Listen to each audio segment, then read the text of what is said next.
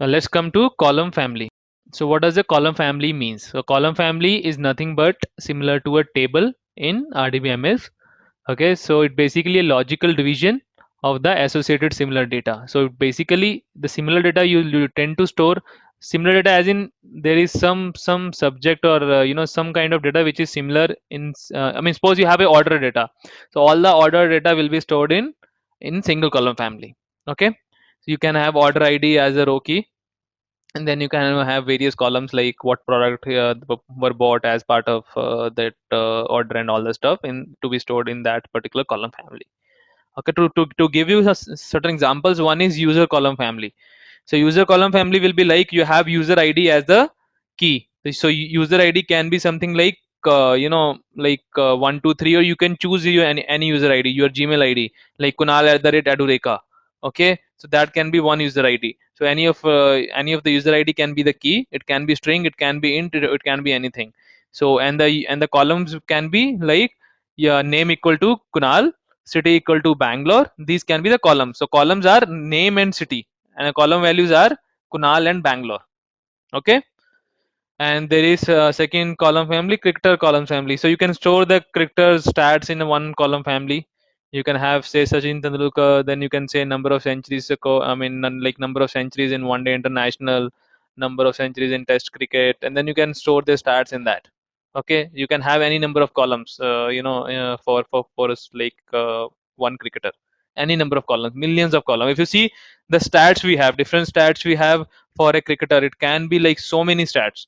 They can have some some stats pertaining to their pre-university or university cricket. They can have some stats in domestic. They can have some stats on Ranji level. They can have some stats on international level or some other level as well, right?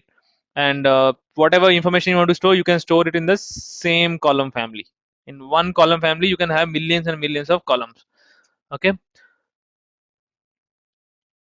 so as we said, a key space is a container of column families. A key space is a, so basically cluster is a container of key spaces, and key space is a container of column families. So column family types. So there are column family which is nothing but a table, which is basically analogous to a table in an RDBMS world.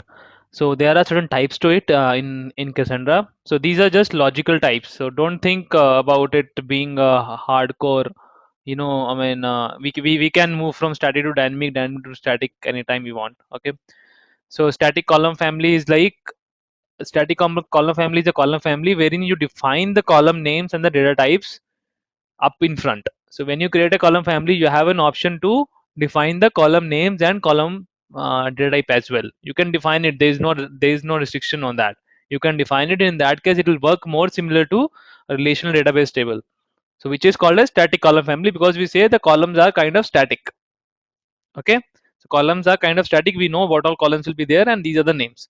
There is no keyword called as static in while defining it. You just say create column family in both the cases, whether it is static or dynamic. You don't say whether it is static or dynamic, because if you create a column family to be static, you can anytime add new columns also on the fly. You can add any new columns as well. So it can be combination of static as well as some dynamic. Okay, so a dynamic column family is where you don't define the column names up in front, and you use the Cassandra's ability to use arbitrary application supplied column names to store data. Okay, so this is what you mean by dynamic.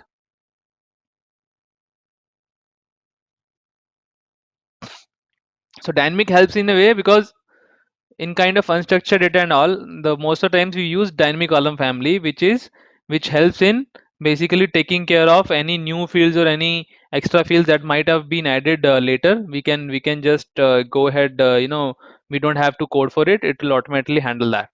You don't have to go manually and add a new column and all that stuff. It takes care of it automatically in case of dynamic. Okay, makes sense. So static and dynamic are just for logical representation. There is no keyword like static and dynamic while defining a column family. So you have a static column family and you want to add any new dynamic column family in your code while loading the data, you can add. You can add dynamic columns anytime you want in a static column also, static column family also. There is no such restriction. It's just that there are two options.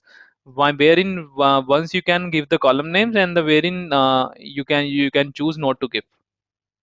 Cassandra doesn't. The only point of giving this differentiation is just to explain.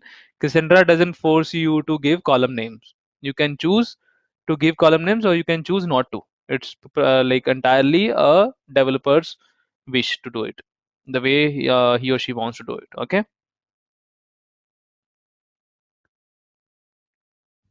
So what are the differences with RDBMS? Cassandra column family is schema free. There is no schema to it. As we said, we can add any number of columns at any time.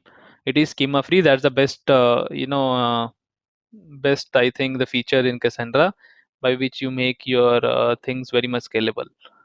Okay, so Cassandra column family has two attributes: name and comparator. So when you define a Cassandra column family, you have to give a name to it. That is something very, I mean, that is something mandatory name. And then there is something comparator. So comparator is basically data type for the column names. So comparator is nothing but data type for column names. If you don't specify the comparator, it will just assume it to be some default comparator, I think, which is bytes type. Okay. So name you have to give, which is mandatory, and comparator you can choose to give, which is nothing but the data type for column names. Okay. And Cassandra also has a concept of super column families. The super column families we'll discuss in detail later in point now. It is basically a super column family will use a super column internally. Super column is what? Super column is nothing but it is a like logical grouping, one more level of grouping of columns. So in a user column family, okay, you can have two super columns saying user personal information and users some like users product information, like what product he bought and all that stuff. So one super column can be personal information, and it can have some attributes like some columns like name, city, address, and all the stuff. And there might be some product specific product behavior, like which product he's using, which version of product, which flavor of product, and so on. So we will discuss in detail in next slides. Don't worry about super column families as of now. Column. So what are columns here? So column is basically a smallest increment of data in Cassandra. So there are three components to a column. We have name of the column. We have value of the column, and then we have timestamp. So timestamp is something that is generated automatically from Cassandra. It is it is a UUID generated out of a timestamp. I will explain what UUID means. It's a unique identifier of timestamp. Timestamp. So this is how the timestamp looks like. So where does this timestamp is used? So it is used in say various conflict resolution and all. We will discuss in detail later in later point in time where we make use of timestamp. So timestamp you don't have to worry about. You cannot actually edit the timestamp. Cassandra automatically inserts a timestamp on its own. It's an internal mechanism to see when this column was updated or inserted. Clear? So for a user, say for a user ID, say 123, there can be a column. Column name is name, and the value is say K Peterson, and there's a timestamp which was generated automatically, which is nothing but a timestamp of the Cassandra cluster, Cassandra nodes. And then there's something called expiring columns. So you can declare some columns in a static column family to be say expiring. Even in dynamic also you can create, there is no restriction. So in dynamic also, while creating new column, you can say these column is expiring. So what will that mean is you'll give a expiry date to that column. There will be a third field which will say expiry date. So after that date, that column value name and that column itself will be deleted from that particular row. If you say the phone number, let's say not phone number, what can be the actual example? Let's say some promo codes you are running. Okay, you want to associate a promo code with the particular user ID, and you want to give a validity to it. Say this promo code is only valid till 20th February. Okay, so you will give the expiry date as 20th February. After 20th February, that promo code will go out of your system. It will automatically will be deleted. Okay, so then there is something called counter columns. So counter columns are nothing but to basically maintain the counters. So you can increment and decrement those counter columns. So that is also there. We will talk about it in next slides. What are exactly counter columns? So there is name, value, and timestamp by default there, that you have to give name and value, and timestamp it automatically takes in case of a column. So what is a super column? So super column families basically internally contain super columns. Okay, so a super column family is a column family which has super columns. Okay, so super column is nothing but a grouping of different columns altogether, depending on some business need or depending on some logical grouping. Okay, so it's a kind of another level of nesting to the regular column family structure. It's a next level of, it's a one more level of hierarchy in case of a column family structure. You have key space, you have column family, then you can have a super column, then you can have column. So it's some one more hierarchy in between. Okay, so super columns are comprised of column name and order map of sub columns. So let's take an example of student. Okay, so student, so what type of information you can store? You can store the personal information of student, like father's name, roll number, address, I mean, all that information which is very much personal to a student. And then you can store the academic details, like like how much marks he got in last semester, what was the CGPA, and all the stuff. You can store it, that also, like what was the marks obtained in science, maths, and all that stuff, right? So this is more of a university information or a academics information. So in that case, you tend to create two super columns. One will be personal information, so that is one super column. We say personal information is the name of that super column. Okay, and then there are columns. Okay, there are columns which are like name, address, city, and all the stuff, which are the columns in a super column. Okay, and there can be another column saying academics, and then you can have the marks stored in different columns saying semester 1 percentage, say 60%, semester 2 70%, semester 3 65%, and so on. So you can have different columns and values under that super column. So the what is the primary use case for super column? Is it to denormalize multiple rows from other column family into a single row? So you have two column families, say you have student personal info as one column family and student academics as another column family. You'll merge both of them in one column families by creating two different super columns. So initially it was only columns. There were no concept of super columns. You have student info. There was one column family. There was no super column in that.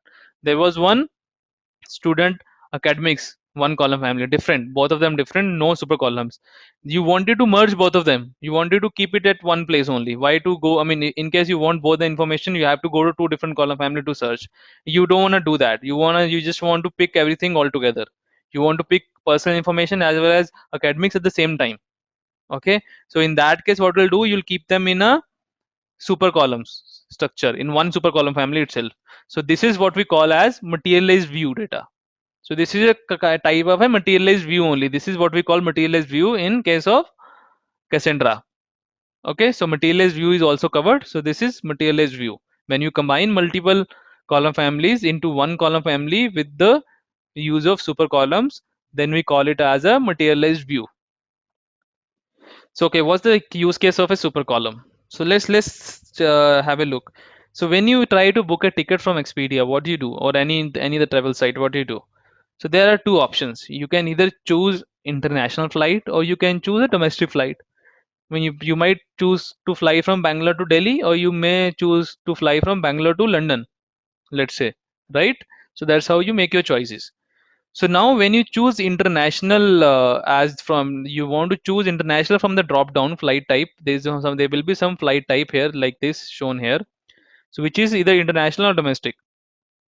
So why do you want to store all the information in one column family? You'll have domestic, domestic information in one super column family, in one column family, and say you have international in one column family, right? Right. This is how will you will store. Or the other way is you store that information at one place only. Okay, you have that information stored in one place only. The key of that column family is leaving from. The city you are leaving from will be the key, and then there will be two different super column families. One will be domestic destination and then will be international destination. So the source can be same in both the cases, whether it's international, whether it's domestic. You are leaving from Bangalore, right? And then you'll choose whether you want to go to London or whether you want to go to New Delhi, right? So you have your row key as Bangalore. I mean, number of, like, it will be the name of city, Bangalore, London, whatever. Then from Bangalore you can choose either you want to choose, either you want to go to you want to travel internationally, or you want to travel in a domestic flight, right? So depending on your choice, it will go to a particular super column family only to get the details. This is how you'll model the data. For Bangalore city, say for Bangalore city, you'll have two super column families. The row key is Bangalore. You entered the super column family through Bangalore, and you said, give me international destination, give me the data about international destinations, which can be anything, right? So depending on the first drop down, so you gave London here. Depending on the first drop down, the options here will be decided. So suppose from London there is no flight to say New Delhi. Suppose there is no flight to say New Delhi. So then the international destination will not show up as New Delhi. It won't detect it at all. So what is the limitation of super column, as well as I was saying? So one limitation of super column is that all sub columns of a super column family, or sorry, of a super column must be deserialized in order to read a single sub column value. So what does that mean?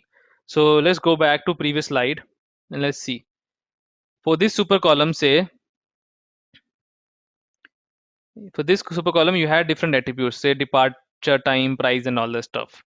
So you cannot say give me price. If you say give me price for this particular super column, if you say that, in this case, what will happen is it will deserialize everything. So it will write everything to a backend system and then give you price, because these names are not indexed.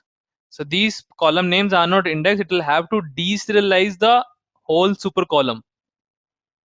So you guys know what deserialization and serialization mean. Deserialization is basically more of writing the data. I mean, in Java terms, basically writing your class content to a file. So it will have to deserialize everything.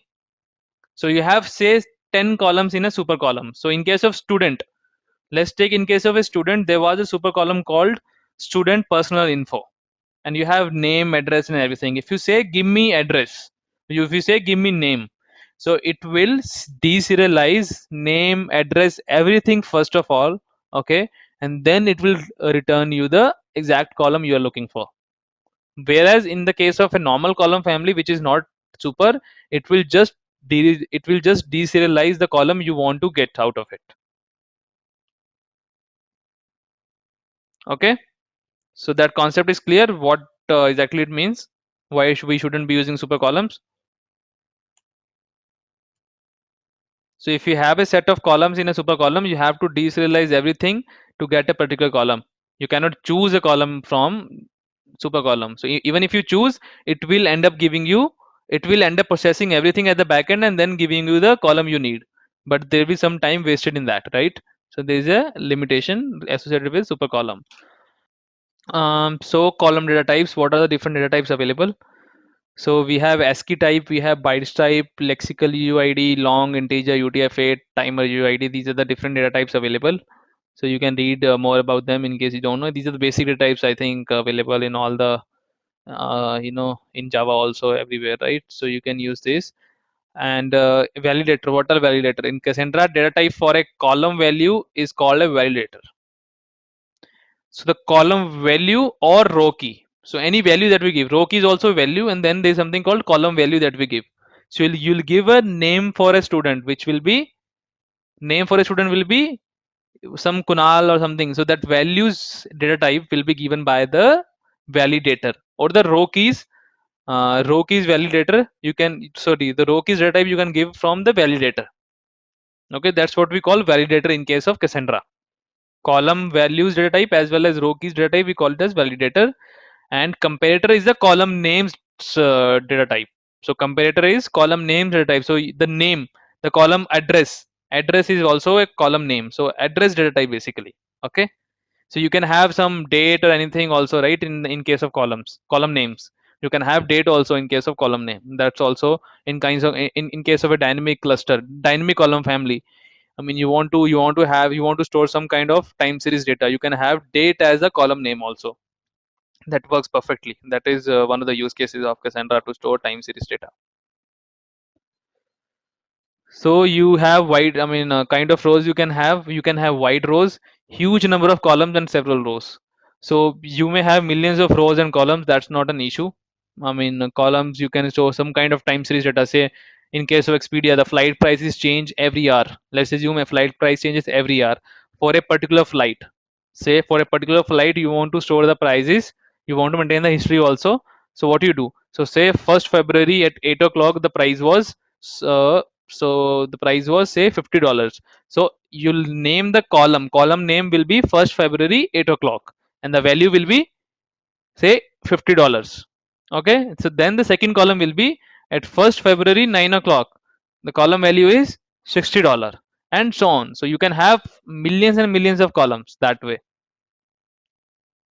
Okay, so skinny rows, small number of columns, so you may end up having only 10 or 20 columns, or like hundreds of columns, not like millions and millions. And you have many different rows, you have billions of rows in that case. So you can plan how to model your data depending on the business needs. You can choose between wide rows and skinny rows. Both of them are very well handled with Cassandra use cases. Okay, both basically Cassandra suits for both wide rows as well as for skinny rows. There is no issue with any of these types of rows. Okay, a composite key. So what is a composite key means? The composite key consists of one or more primary key fields, right? So I mean, in case there is there is no row key. So suppose you want to set the row key as city, right? So city can be same city can be there in two different country also, right? So there is Punjab in India as well as Punjab in Pakistan, right? So there are some cities also that which are common between India and Pakistan, right? So you have to append either state name or the country name to the city. Say you want to say Bangalore.Karnataka.India. So this is a composite key in that case, because you are using city state combination of city state and country name as a key. City is not a key because Bangalore can be there in some other place as well. There are some cities which are kind of duplicated. So in case your user ID or username is not unique, username, so what you'll do, you'll use user first name dot last name dot age. Probably for your application, this combination is unique. Probably it can be, I mean, you can think of modeling the data that way, but that cannot be the scenario. It's not actually unique, but in some cases it can be unique, right? Or you can have some father's name, something associated with that to make it unique, right? So that's how you model the data. I mean, you can have the composite key also defined. That's fine. It's basically the concatenation of two different keys. As simple as that.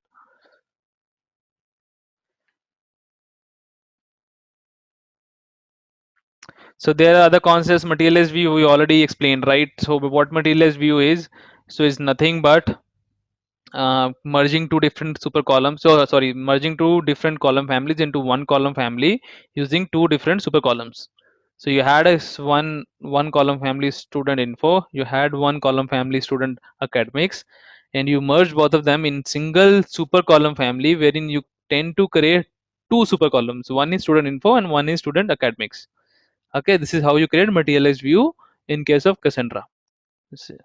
So there is second concept of valueless columns. So what are valueless columns? So suppose let's take you want to take number of users in a city. You want to just get that information, or you want to just get the distinct users in a particular city. Just you want the user ID. There is no requirement to get the username and all. Only user ID you want to select for a particular city. So how will you model your column family in that case? You will have the row key as city, say Bangalore, and the user ID will be the column names. So there will be a column called say Kunal, which is the user ID. Okay, then there will be a column called Ravikant. Say it will also be a user ID. This is itself is the name. So name itself is the user ID. Okay, or rather user ID is the name only. I mean there is no column name like user ID equal to this. The column name itself is Ravikant or Kunal or whatever. Okay, So in that case, value will be blank. You can choose to have the value as blank because you only need the column names. You don't need the column value. You want to just say, give me the distinct user for a city. So this will return you distinct users for a city. There is no need for the value. There is no requirement for the value. You can choose to store some value. You can choose to store name also for that user ID in the value. That's fine. But there can be requirement wherein you just want to choose the user ID. So this is how you do it. So that is clear. So what do we mean by valueless columns? So city getting the number of distinct user per city is the best example of a valueless column.